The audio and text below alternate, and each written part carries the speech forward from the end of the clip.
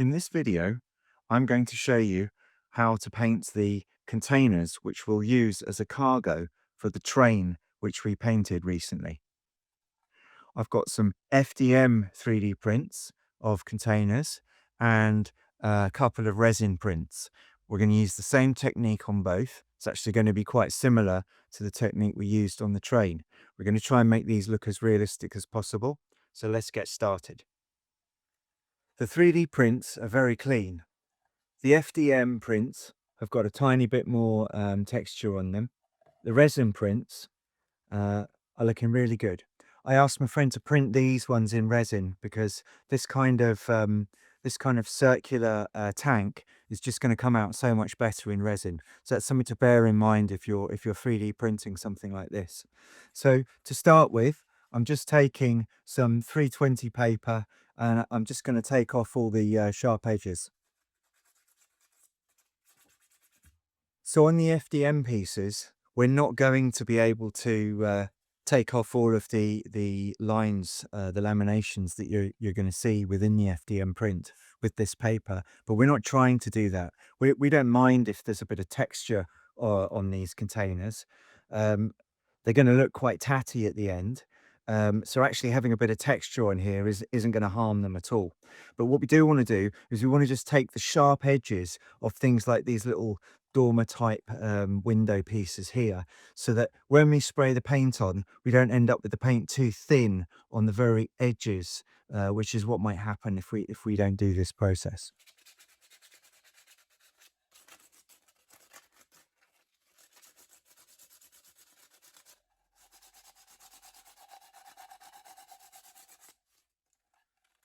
So like I said, we're not trying to smooth it, we're just trying to take the sharpness of the edges off. I can already feel that's a lot smoother.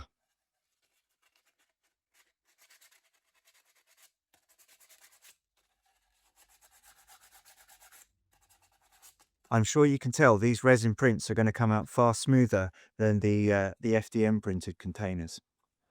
So the other reason I like to sand these models, especially when they're FDM printed, is I don't know if you can see the little plastic strings that have occurred during the printing process, and it's always better to try and remove those before we start spraying.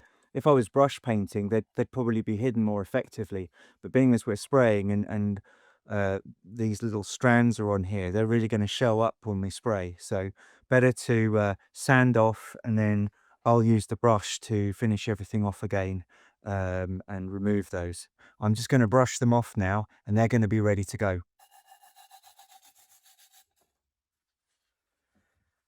Now these resin tanks are a little bit different. I'm going for a chrome effect on these. So I'm going to take some 400 and I'm going to finish these off with 400 because I want these to be a bit smoother than the FDM prints. So I'm out in the garage now and we're going to start spraying. Going to use the same paints that we used on the locomotive. So some simple black, red, brown and brown colours from the hardware store, and then these Citadel colours. Okay, so what we're going to do is we're going to paint these containers as if they were like a kind of a steel. So we're gonna use that chip coat effect and show some rust through. So we're going to prime these with the black and the red, brown and the brown. Now these tanks, I'm going to make these look as if they're made of something slightly different. So we're going to undercoat these with the blue and the grey here, and then when we put the chip coat on, it's going to show through a different colour. Okay, let's get started. I'm going to move these out of the way and I'll start spraying. I'm going to start spraying with some black on there. So I've got the containers on their sides so I can spray the underside angle of them as a starting point.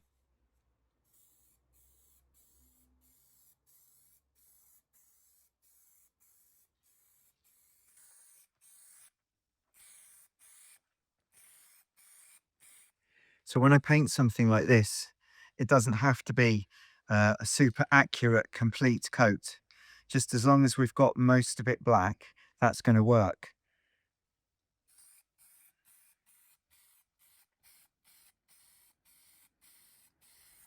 I'm going back on with a few other colours on top, so that's going to hide any imperfections that the black doesn't cover. Now for some red. Well, red brown rust.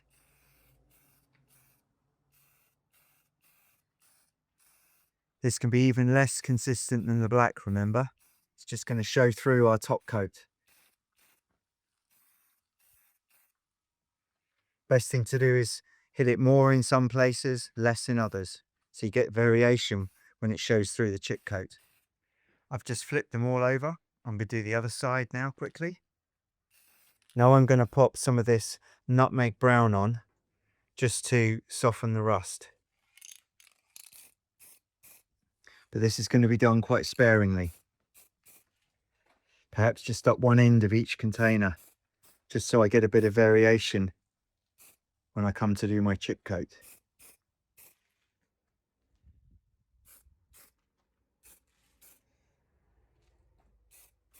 I think that'll do. And what I forgot to show you earlier was I'm back to this brilliant metallic that we used on the locomotive and the wagons. So I'm just going to pop this from high above just to give everything a metallic feel.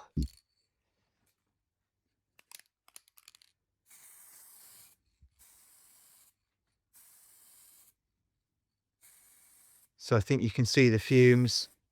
Definitely something you want to do outside. Okay, I think that's going to work for those containers. Now I'm ready to paint the tanks here. I'm going to start with this blue, which is going to go on the lower edges.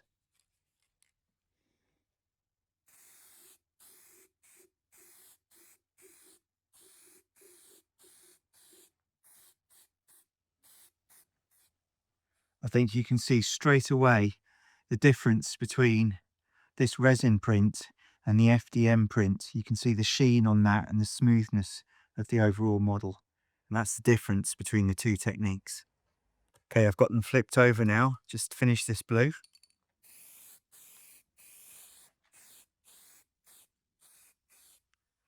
That's good enough. I think the blue is still a little bit wet, but that's not going to stop me going straight in with this Mechanicus standard grey Citadel colour again. This is a great colour. It's a lovely cold grey, dark cold grey. Just going to get a little bit of this Death Guard green. Okay, and we're just going to soften the upper surfaces with this colour.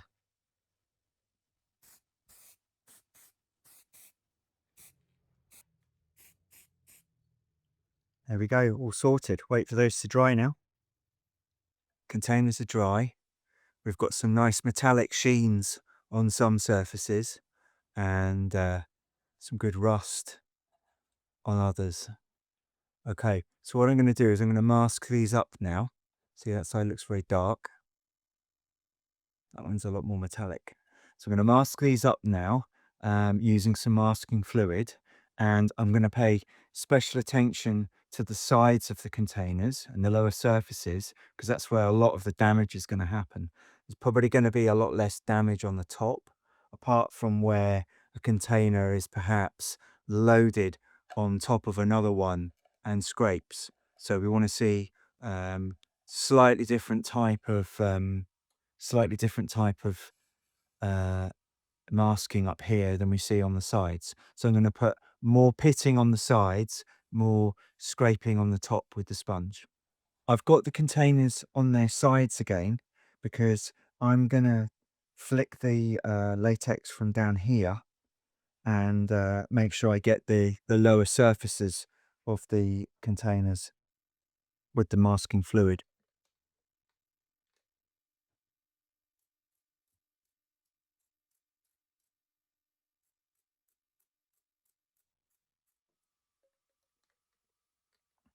Now I've got some masking fluid on a sponge. I'm just going to start to put this on some of the protruding edges of the container. This is going to simulate scrapes and bangs rather than general wear and tear from the elements and the weather that have happened over time.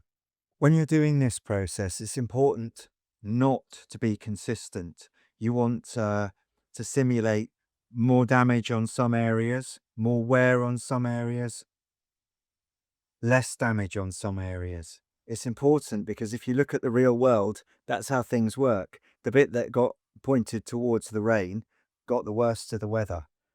The bit that got hit by the forklift was, well, just one end, not the whole thing.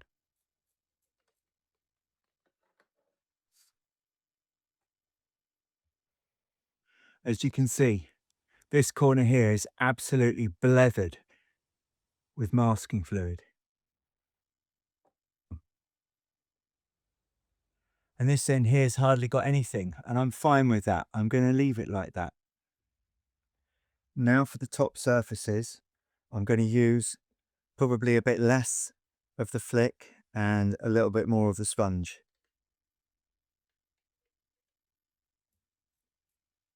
Oh my, you're thinking where this great big dollop of latex fell. Well, I'm not worried about that. I'm going to make a rather large area, almost a panel, which is going to be peeled back when we take this masking coat off. And now I'm just going around the top edges to simulate that scuffed look that I talked about.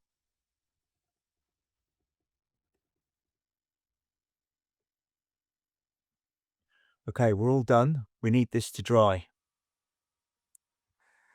Okay, I'm going to put the masking on these oil tanks now.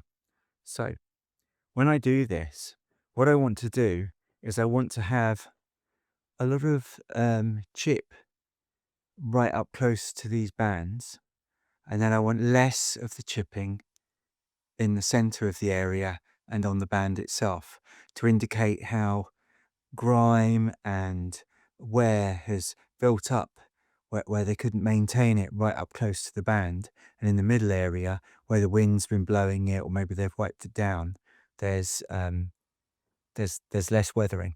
So I'm going to show you how that could be achieved. We've got the oil tank on its side because we're going to start at the bottom as usual. So I'm going to flick plenty of latex right in to this area, like so. Now this one's run out, so using this one now, I'm going to start this new bottle. So this one looks a lot thicker, but it's going to be fine.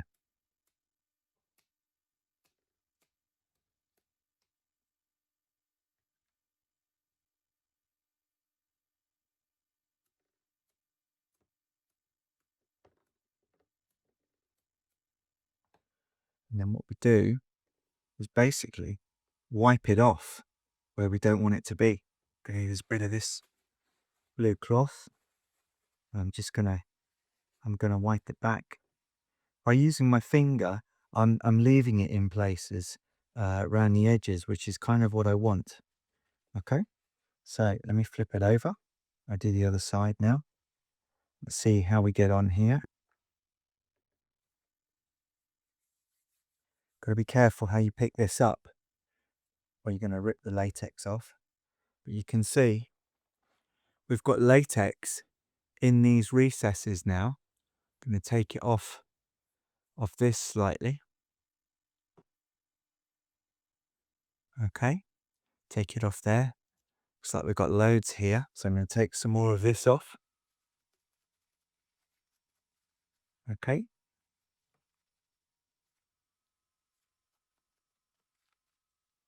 Going to take it off the bands again. So I want the bands to be quite silver. I want them to be quite metallic.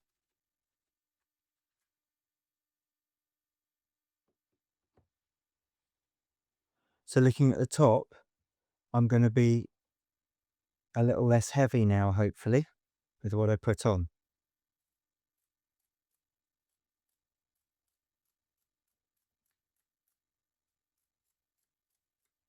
So more of a gentle spatter now.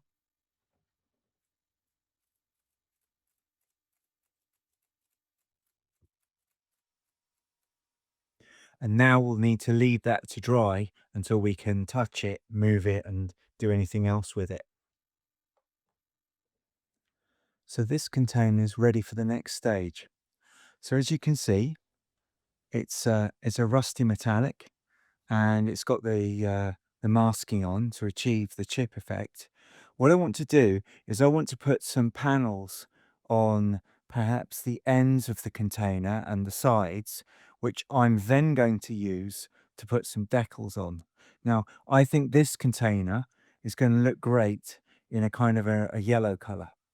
So I want to put some black panels on this container, which I'm then going to put a white decal on so it stands out against the yellow.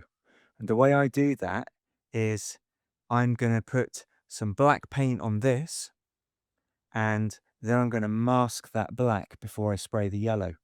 And what that's going to do is that's going to allow um, the coat that's under here, the mask that's under here, to show right through that panel, right through that paint, as if it's weathered all the way through from the base of the container right through everything that's been painted on it.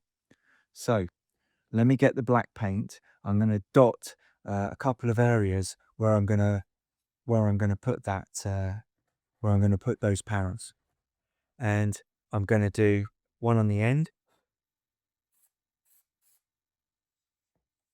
and really that's good enough.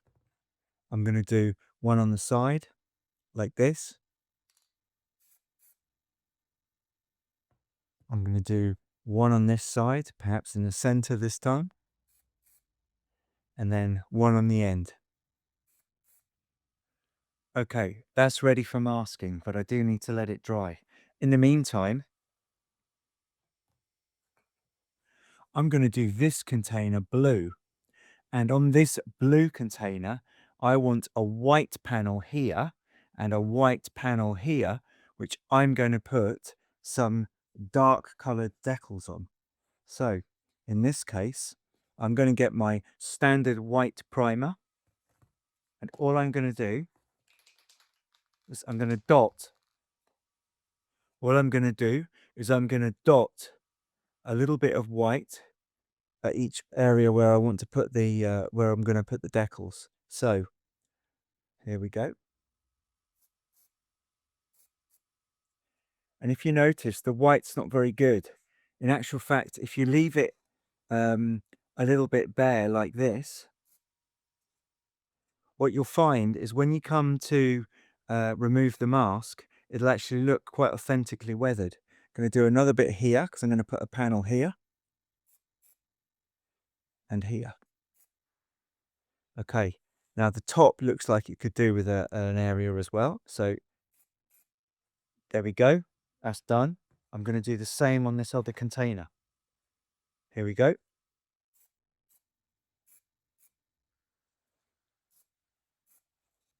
So I've got my metallic coat here ready to go.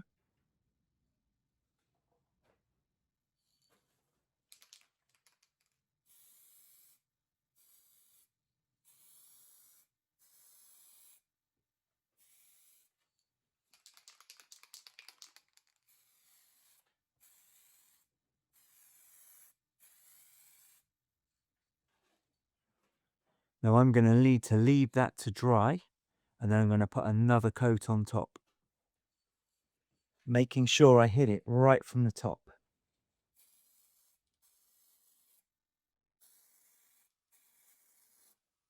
And now it's super important that I leave that, well, overnight, because if this doesn't harden, as soon as I touch the latex mask, it's going to smear and spoil the metallic that I've just put on there. So I need to leave that now. So I've got these stickers, and really they are just kids stickers, shapes, and I'm going to stick a couple of these on, and I'm going to stick them over the black panels. So when I spray the yellow, it's going to mask the black. When I reveal it all, it's going to show the black, and where the latex has masked the damage and chips, it's going to show that right through the black. Okay, I'm going to stick these on now.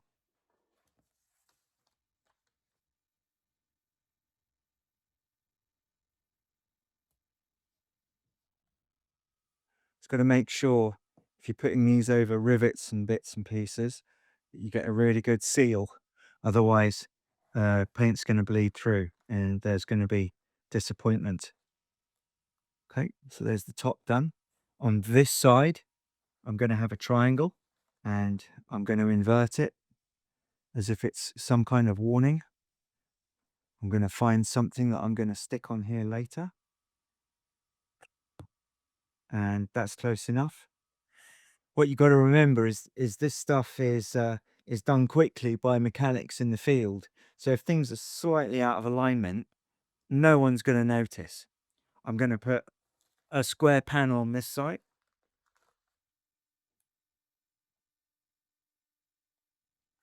I'm going to offset it to the top of the container,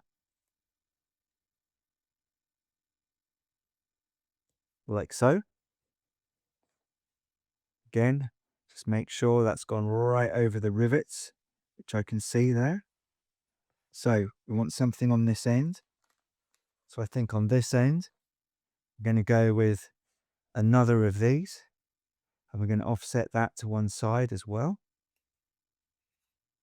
And then on this end, okay, I'm going to put another square like this. I'm going to offset that slightly.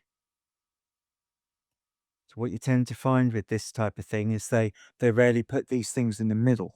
Okay, so as you can see, the whole container is now ready to go. Okay, so I'm ready to start with a bit of white primer, and then I'm going to put some of the Tomato yellow on. So it's my standard white primer, nothing special. Remember when we undercoated this with the rust, we tipped it on its side. Now in this case, there's no need. I don't really want too much yellow under here because I want this to have a sort of a gradation. I want the top to be quite light. I want the sides to be yellow. I actually want the underneath to be a little bit dark. So I'm going to tip this onto its standard face like so. I'm going to go ahead and spray.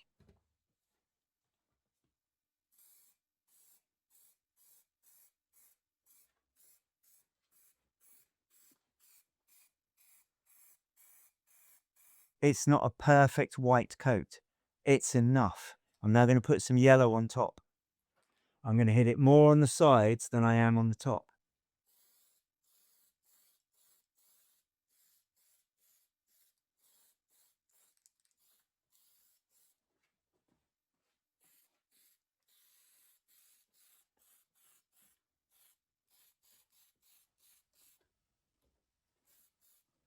So I'm feeling like it's slightly too yellow on top. I'm going to take it back a little bit with the white. I'm just going to put a couple of tints of green on the side of it, just to give it a slightly more weathered appearance.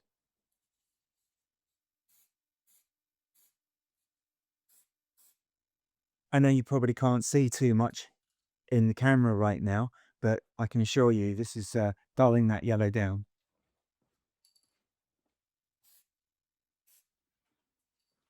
And to top it off, I'm going to put a tiny bit of brown with it.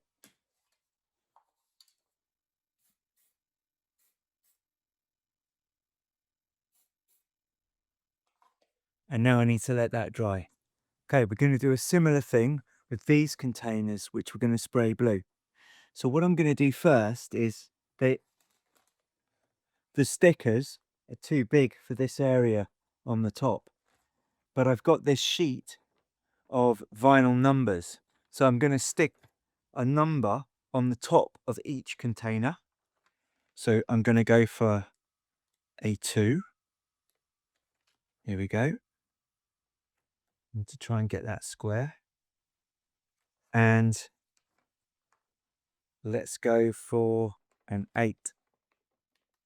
Okay. So earlier I said when I put the panel on, doesn't need to be perfectly square. With these numbers, it's better if we're pretty close to square. So I've had to pop and get my scalpel. I'm just going to line this up, try and get it square. And I'd say that's a lot better. I'm going to do the same with the number 8 here, because that was way off square as well. I'm happy with that now. So what I'm now going to do is I'm going to use some of these panel stickers. I'm going to stick them on the ends of the container and on the sides, ready for when I spray it blue, and it's going to leave the white in place.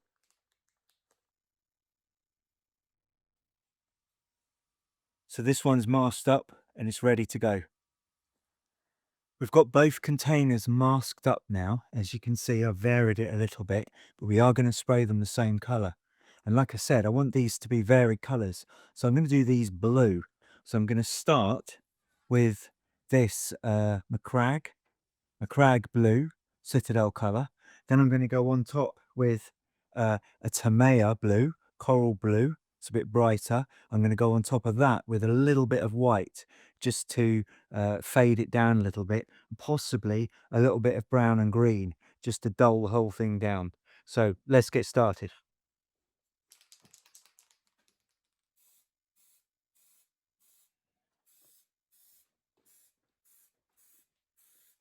So when I spray this, I don't want to spray it too well. I want the undertones, the rust, the metallic and the darker colors not to be covered completely, especially at the bottom of the container. Because if you look at something like a metal container, the lower edges of it are always going to be grimier. So I'm trying to make sure I mainly hit the top. I'm still getting the bottom, but mainly hit the top. Certainly the top face of it, I can go a bit heavier with this blue. The bottom edges I want to try and avoid. It's going to help create that illusion of a really weathered piece of kit. Okay, so I think I've got enough of this dark blue on.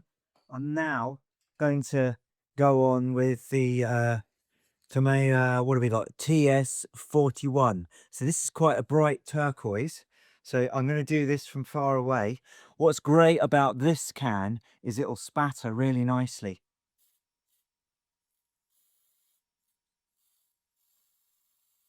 Okay, and by spattering, it's giving this kind of dirty, mottled effect, really with no effort from me.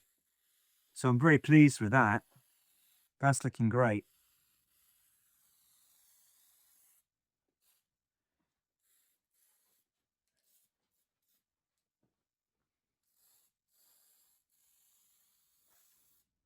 So I might actually dull that down with a little bit more of the Macragge blue before I carry on, which is what I'm going to do. It's a bit too bright. There we go. As you can see, I didn't put too much of that on. And now on the very top of it, from far away, I'm just going to give it a very light dust of white.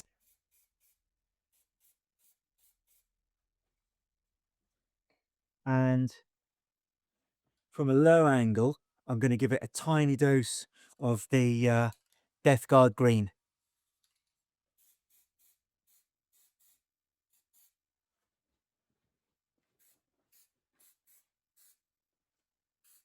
And I think that's enough. I don't want to do any more. I don't want to overdo it. I want to see that chip coat come through now. So these last two containers, I'm going for a Death Guard green colour. And I haven't masked these. We're gonna do something with maybe dry brushing, with a wash, with some decals. Certainly, there's a lot of detail on here, cast or molded into the container. So it's going to be very difficult to spray a design on there. I have got plenty of latex on to uh, give some damage effects, but to show that off, I need these to be quite light. So I'm going to go with Death Guard green. I'm going to go with a little bit of my brown and finish it off with some white to make sure that when I peel, that the dark colors, the metallic, the rust shows through quite nicely. Okay.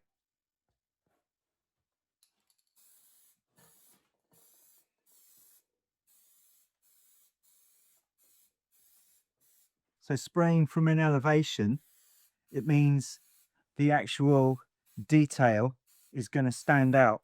I'm going to have to do less work with my wash.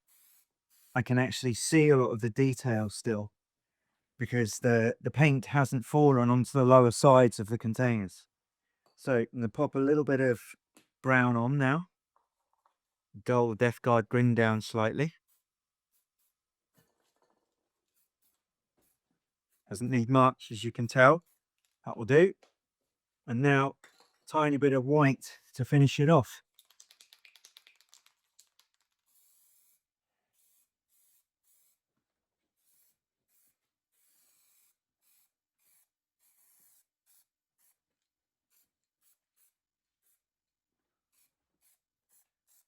So I think I've hit this one a bit too hard.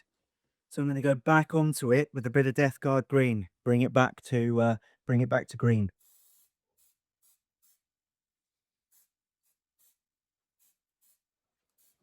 Same with this one. There we go. All done. I don't want to do anymore. I want to see now when I peel that latex off. I want to see how weathered this looks and how I can achieve the final effect with perhaps some dry brushing or a wash. The containers have had a chance to dry out overnight now, and it's time to take off the masking. So that's the stickers that we put on, for example, these at the ends, okay, and also the latex, which is going to start to show us some of the damage. So there's a great square where I'm going to be able to put a numbered decal, and let's see if we can take some of the latex off the sides. So I've got some gaffer tape ready to go.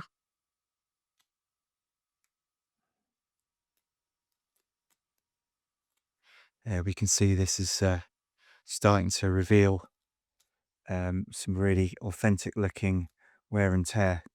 So just here, look, for example, on the corner where we can see some scuffs and pitting. And if we look carefully here, we'll see that those pits go right through that black square where we're going to put our decal. Okay, time to get into it and get the stickers off all of them. Let's just take a look at this one. So there we go.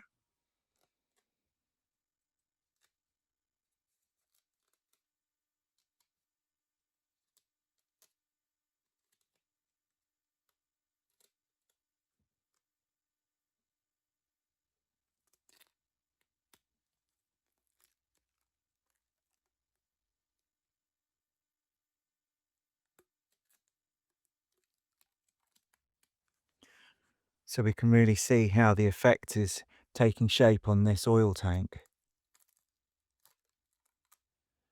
There we go. Okay, let's just take this number off here and reveal the white underneath. Damage is coming through the number as well.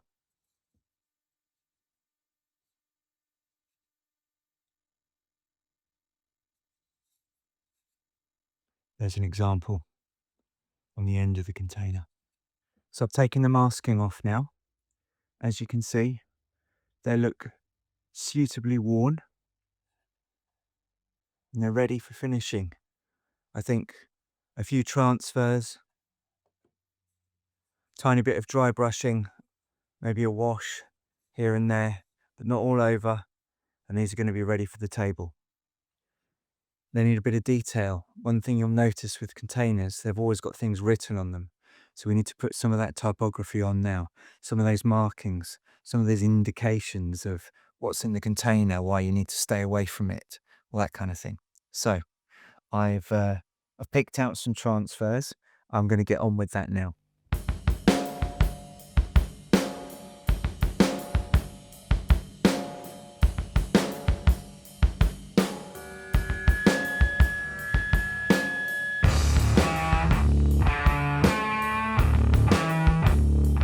We've got the decals on now, nearly finished.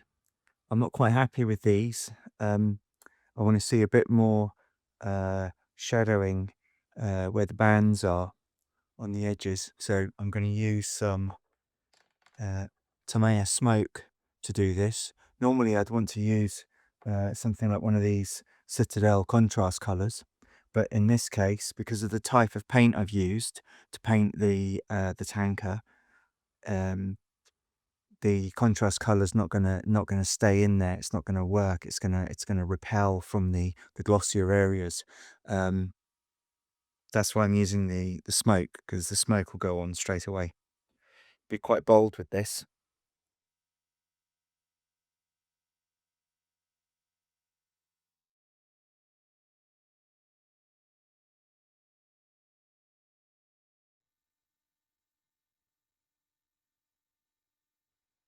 I'm just feathering the edge. I think you can see that's going to make quite a difference. So on this tank, I'm going to add a little bit more. I'm going to add a little run from the top of the tank, as if something's leaked. Okay, so we'll just bring this down in little streaks like this. Now, I'm using Tamiya clear green for this, and basically my darker wash is still wet, so this is kind of blending in really nicely with the wash that I put on the top. I want to make sure this is thin enough and looks like a run. So I'm gonna put this brush down, and I'm gonna choose something a lot finer, like this one. And I'm just gonna extend this fine as I can. So it's quite a bright green, but this needs to stand out, and it's really going to help make it stand out. There we go. Some tiny little rivulets running down the tank. Last stage of the process on these containers now. The decals that I put on, they just need to be sealed. I'm using my Army Painter matte varnish for this. I'm not going to paint the whole thing. I just want to put a little shot of varnish where the decals are. I'm quite happy with how the containers look, and I don't think the paint needs sealing, just the decals.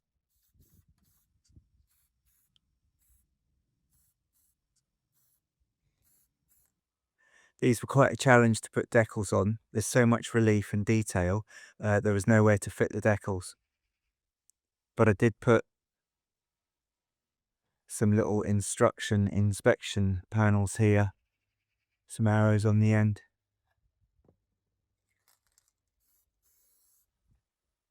So without paint, this was the dullest of all the containers.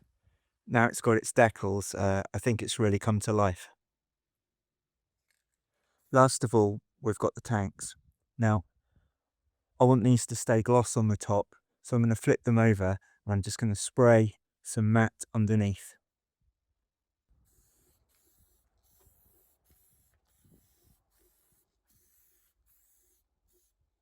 We just need to leave that to dry now. So the containers are finished. I'm happy with the result. I like the variation in colour, and I like the glossiness compared to the matte on some of them as well. I think that variety is going to help bring the game board to life. So thanks very much for watching, and if you've got any questions, please drop them in the comments.